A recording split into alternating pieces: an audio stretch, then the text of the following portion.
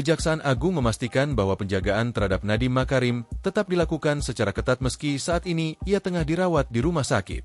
Nadiem dibantarkan usai menjalani operasi ambeien, namun status hukumnya sebagai tersangka tetap berlaku.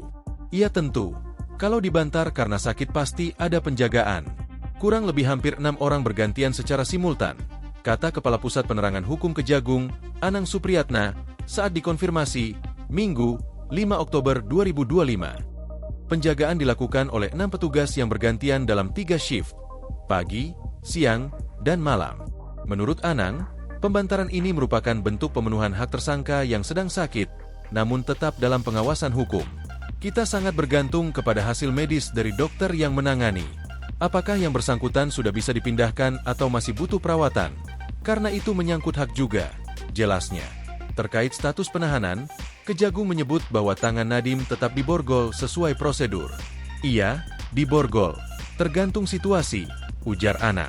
Nadiem ditetapkan sebagai tersangka oleh Kejagung pada 4 September 2025 dalam kasus dugaan korupsi pengadaan laptop Chromebook untuk program digitalisasi pendidikan Kemendikbudristek tahun 2019-2022.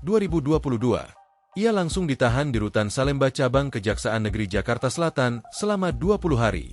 Direktur Penyidikan Jampitsus Kejagung, Nur Cahyo Jungkung Madio, menyatakan bahwa penetapan tersangka dilakukan setelah penyidik memperoleh bukti yang cukup.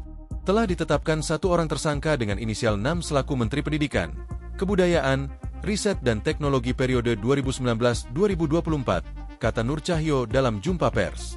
Selain Nadiem, 4 pejabat lain juga telah ditetapkan sebagai tersangka, yakni Juristan, mantan staf khusus, Ibrahim Arif, mantan konsultan, Sri Wahyuningsih, ex-direktur SD, dan Mulad Syah, ex-direktur SMP sekaligus kuasa pengguna anggaran.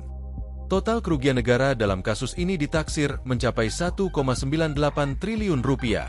Dugaan pelanggaran mencakup pengaturan spesifikasi teknis yang mengarah pada produk tertentu, markup harga, dan pelanggaran prosedur pengadaan.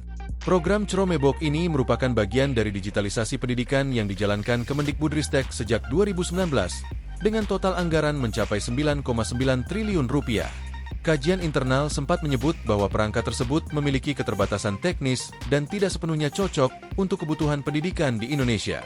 Nadiem telah mengajukan gugatan pra-peradilan atas penetapan dirinya sebagai tersangka oleh Kejagung ke Pengadilan Negeri Jakarta Selatan. Sidang perdana digelar pada 3 Oktober 2025.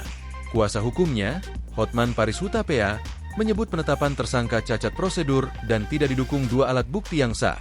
Tim hukum juga mempersoalkan identitas Nadiem dalam surat penetapan tersangka yang menyebutnya sebagai karyawan swasta, serta tidak adanya SPDP yang diterima oleh pihaknya.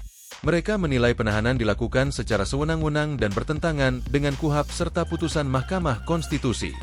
Download Tribun X sekarang, menghadirkan lokal menjadi Indonesia.